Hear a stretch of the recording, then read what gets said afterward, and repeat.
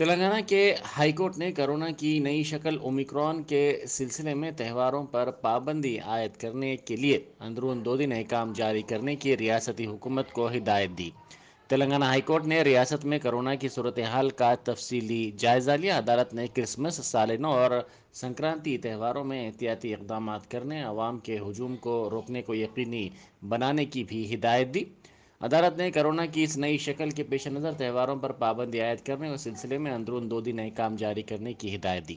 عدالت نے زور دیتے ہوئے کہا کہ ریاستی حکومت کو کرونا کی نئی شکل اومیکرون کی روک تھام کے سلسلے میں مرکز کی جانب سے جاری کردہ ہدایات پر عمل کرنے کی ضرورت ہے۔ چیف جسٹس ستیش چندر شرما اور جسٹس این تکارام جی نے ریاستی حکومت کو ہدایت دی کہ وہ 21 دسمبر کو مرکزی حکومت کی جانب سے جاری کردہ نئی ہدایات پر سختی کے ساتھ عمل کرے۔